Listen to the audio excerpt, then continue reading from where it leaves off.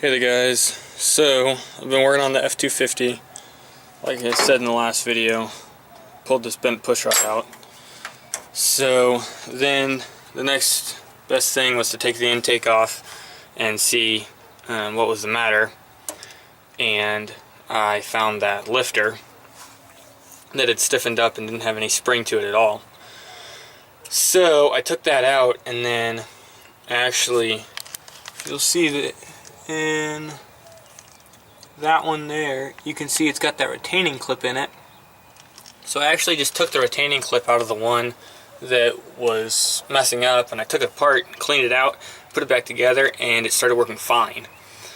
So it actually, other than that, it looks great. So I'll probably just put that one back in there, buy a new push rod, and throw the whole thing back together.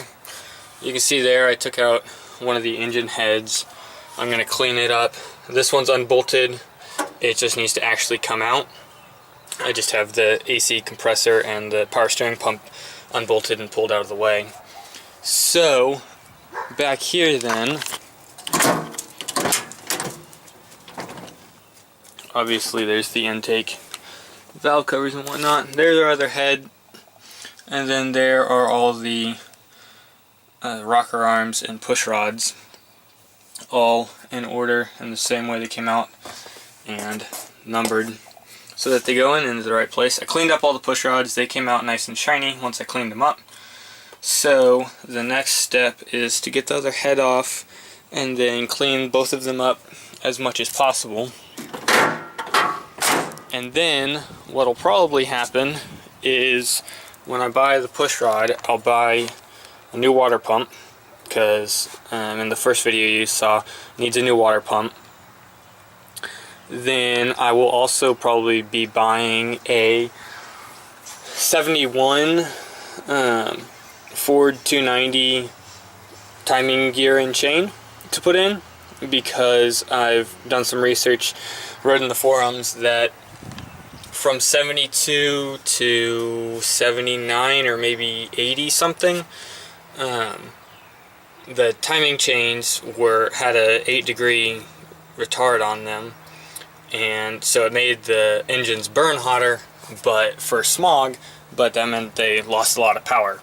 So I'll put in that timing chain, and that should theoretically help wake the engine up, make it have a little more power. And since I'm already this deep, I might as well. I think the timing chain is like 30 bucks, so easy peasy. Then I'll also be buying a gasket set, obviously, for the whole engine, since we're tearing the whole thing apart. And there may be one or two other things I'll get. We'll just have to see. But until then, it's just making sure everything's cleaned up and looking good. So far I'm pretty happy with it. There's a lot of crud in places, but everything's cleaning up nice, and it doesn't seem to be that bad.